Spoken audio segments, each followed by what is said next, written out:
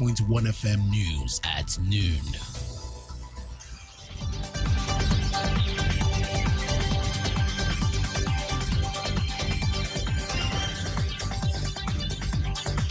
Good afternoon. This is the World News at 12 on Smash 88.1 FM. I am Oluwaseyi Daudu. First, the headlines. President Tinubu dispatches envoy to Niamey, urges robust dialogue to end impasse. Immigration warns Nigerians against traveling to Niger Republic. First Lady visits former President Buhari in Katsina. Federal government to implement no work, no pay for striking resident doctors. Ogun Assembly confirms Governor Abiodun's commissioner nominees. Miyetti Allah plead for appointment from President Tinubu. On the foreign scene, West African delegation arrives in Niger Republic. In business, banks jack up interest rates on savings deposit money market. In sports, Chelsea signed Axel Disasi on a 6-year deal. And in entertainment, U.S. police drop Cardi B battery investigation. Stay with us, details coming up shortly.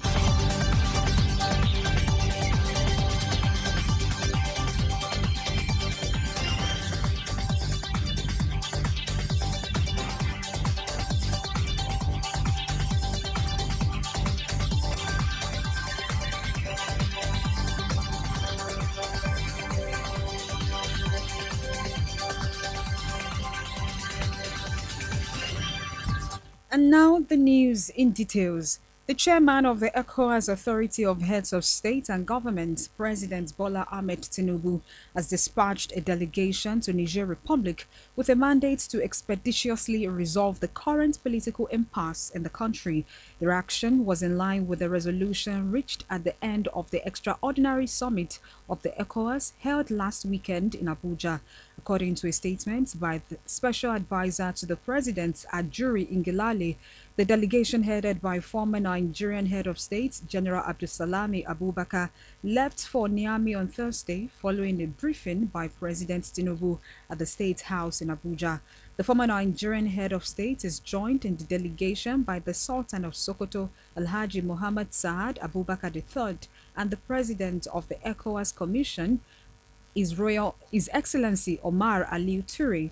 The president has also sent a separate delegation led by Ambassador Babangana Kingibe to engage with the leaders of Libya and Algeria on the Niger crisis. Briefing the two delegations, President Tinubu charged them to engage all stakeholders robustly with a view to doing whatever it takes to ensure a conclusive and amicable resolution of the situation in Niger for the purposes of African peace and development, rather than a move to adopt the geopolitical positions of other nations.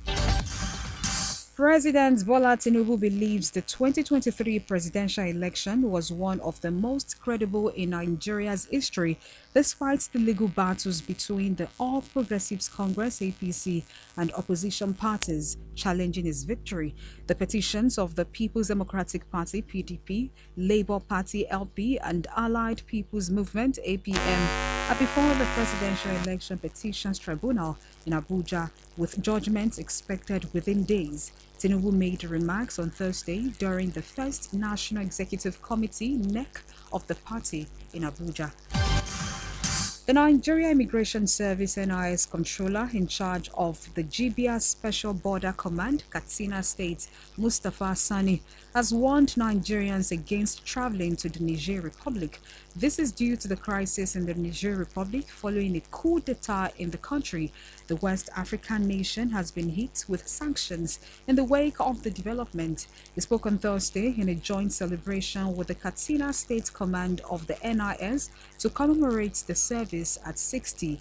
According to him, the service is deploying men to man the Katsina border to help curtail illegal movement from the Niger Republic.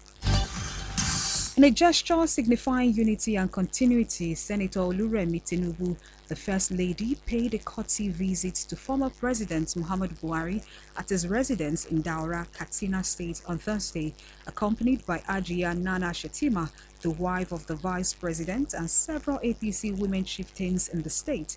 Mrs. Tinubu stated that the visit was to check on the former president's well-being and to express gratitude for his continual fatherly support. The First Lady prayed for Buhari's long life and good health and sought his continued guidance for not only the current administration led by her husband, President Bola Tinubu, but for the betterment of Nigeria as a whole. Responding to the visit, an appreciative Buhari remarked on the significance of the First Lady's gesture, noting its reflection of concern for his life post-public office. The federal government has directed the chief medical directors and medical directors in the federal tertiary hospitals to implement the no work, no pay policy on the striking members of the Nigerian Association of Resident Doctors. The federal government also directed the hospitals to maintain an attendance register for all resident doctors willing to work. The letter, obtained by news correspondents on Thursday, was written by the Federal Ministry of Health and addressed to the CMDs and MDs of all federal teaching hospitals in the country. NAD embarked on an indefinite strike on July 26, 2023 to press home its demands. The strike followed the expiration of a 2-week ultimatum to the government to meet its demands. The doctors are demanding the implementation of the one-for-all replacement policy for healthcare workers, the Medical and Dental Council of Nigeria to discontinue the downgrading of the membership certificate issued by the West African Postgraduate Medical and Surgical Colleges, the immediate payment of all salary arrears, the implementation of the Consolidated Medical Salary Structure, a new hazard allowance, and the domestication of the Medical Residency Training Act, among others. Lawmakers in Ogun House of Assembly on Thursday confirmed the nomination of 8 commissioner nominees it earlier screened, affirming their eligibility to hold public office in the state. The approval was sequel to the passage of a resolution titled HR number 0100 OG 2023, report of the Committee of the Whole on the screening of the nominees on the governor for appointments as commissioners in the state, following the adoption of the report of the Committee of the Whole House, chaired by the Speaker, Olakunle Oluomo, as presented by his deputy, Bolanle Ajayi, who also moved the motion for its adoption, which was seconded by Oluseun Adesanya. The confirmation of the nominees was thereafter done through a motion moved by the majority leader, Yusuf Sharif, seconded by the minority leader, Lukman Adeleye, and supported by the whole House through a voice vote. Earlier, while presenting the report, the Deputy Speaker said that the committee members scrutinized the nominees' curriculum vitae and credentials, including interview, and found them worthy of the appointment to the position of the State Commissioner. The lawmakers, while conducting the screening, lauded the nominations and counseled the nominees not to rest on their oars, rather strive towards evolving and implementing more policies and programs that would improve the living standard of the people. The leader of Miyetti Allah Cattle Breeders Association Southeast Chapter, Alhaji Gidado Siddiqui, has called on President Bola Tinubu to appoint its members even as office sweepers in the presidency. Siddiqui stated this while addressing journalists on the current state of the nation in Awka on Thursday. He said the call for the appointment of its members was necessary, considering their prayers and the 85% vote that led to Tinubu's victory in the February 25, 2023 presidential election.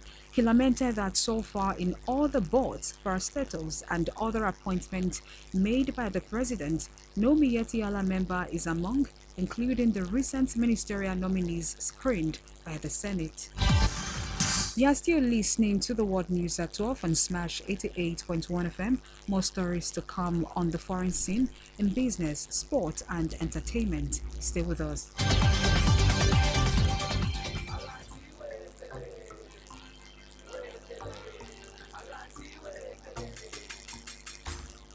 Yes, the Alert 545 promo is here again. Now, even more explosive than ever before. Over 90 million naira to be won. You can't afford to miss this season of excitement. To qualify qualify. Fund your account with 5,000 naira. Maintain an average account balance of at least 5,000 naira monthly. Make a minimum of 5 transactions monthly on Alexa 945 hash. And just like that, you could be 1 million naira richer. So download Alert today or transact without internet on star 945 hash. Anytime, anywhere. Terms and conditions apply. Wema Bank, with you all the way. As a mom preparing for a big family party, what's the right soup that goes well with Golden Penny Semovita? A. Eforiru. B. Me and Taushe. C. Oha. D. All of the above. All of the above. Final answer? Final answer. Correct! Yes, Golden Penny Semovita is my soup's first choice. Made with premium wheat and enriched with vitamins. It's the right combo for Nigerian soups. Golden Penny Semovita, my soup's first choice.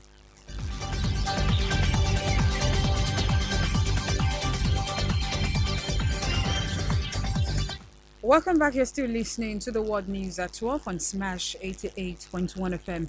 Now on the foreign scene, a delegation from the West African bloc ECOWAS arrived in Niger on Thursday for talks in a bid to resolve a crisis following last week's military coup. The source said the delegation landed in the capital Niamey at 6:11 p.m. ECOWAS on Sunday had given the junta a week to reinstate elected leader Mohamed Bazoum or risk a possible military intervention. Nigerian President Bola Tinubu urged the representatives to do whatever it takes to ensure a conclusive and amicable resolution of the situation in Niger. The delegation, headed by former Nigerian leader Abdusalami Abubakar, is due to meet the coup leaders in Niger to present the demands of the ECOWAS leadership. Tinubu also sent another delegation led by Nigerian Ambassador Babangana Kingibe to engage with the leaders of Libya and Algeria on the crisis. Niger's ousted leader has urged the US and entire international community to help restore constitutional order after last week's coup. In an opinion piece in the Washington Post, President Mohamed Bazoum said he was writing as a hostage. He also warned that the region could fall further under Russian influence via the Wagner Group, which already operates in neighboring countries. Niger's West African neighbors have threatened military intervention. On Thursday, the coup leaders announced they were withdrawing the country's ambassadors from France, the US, Nigeria, and Togo. In a statement read out on national television, they said the functions of the four ambassadors had been terminated. Former President Donald Trump pleaded not guilty on Thursday to historic charges of leading a criminal conspiracy that sought to defraud the American people by overturning the 2020 election. Trump, the frontrunner for the 2024 Republican presidential nomination, entered his plea during a brief hearing at the same Washington courthouse where hundreds of his supporters have been convicted and sentenced for their roles in January 6, 2021 attack on the U.S. Capitol. Trump is expected to enter a plea of not guilty at a hearing before Magistrate Judge Moxila Opadaya. Is likely to be fingerprinted but not have a mugshot taken. Up next is business and sports news from Jeremy Festus. Stay with us.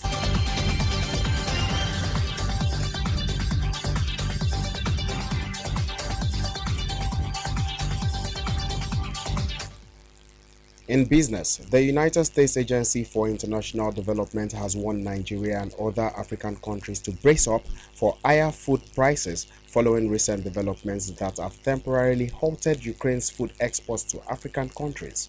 USAID's Deputy Administrator for Policy and Programming, Isobel Coleman, said these on Thursday at a virtual press conference.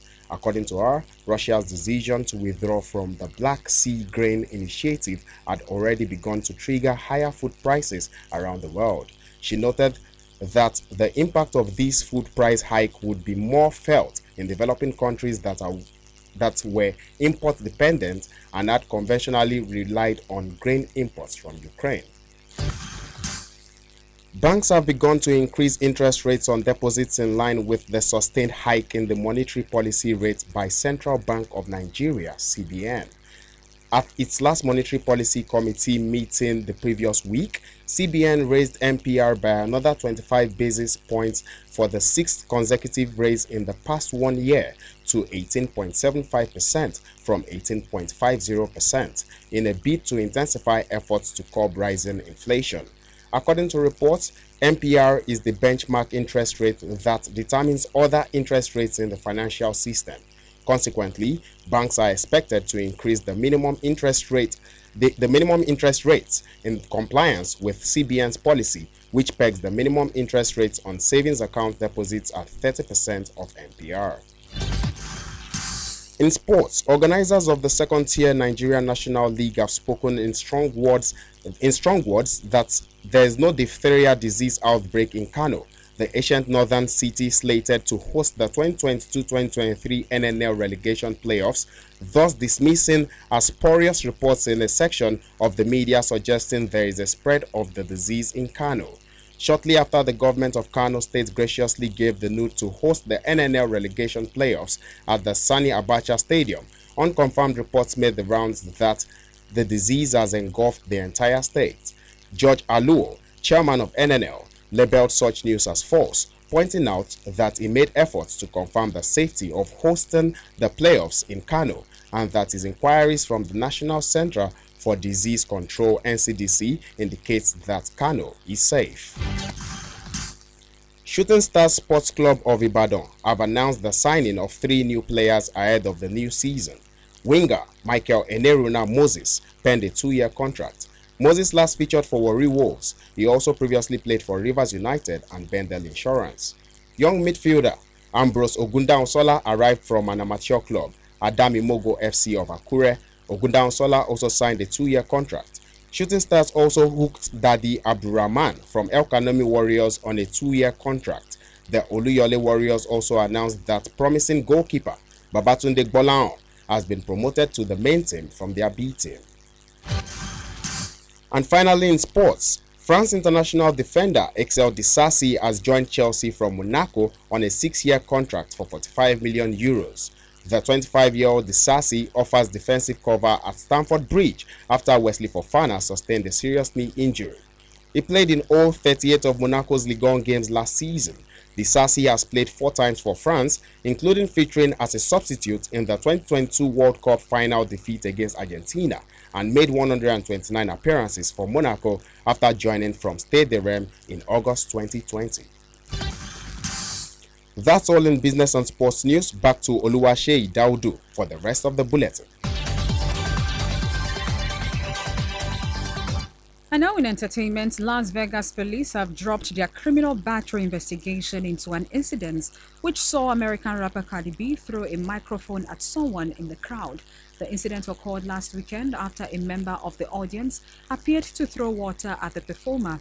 A video of the WAP star taking matters into her own hands at Dre's Beach Club was widely shared on social media at the time. However, she will now face no charges due to insufficient evidence, according to police. Finally, on the entertainment scene, Celine Dion's sister Claudette Dion has revealed that the Canadian singer is struggling following a diagnosis of stiff person syndrome. Stiff person syndrome is a rare, incurable neurological condition that results in uncontrollable muscle spasms.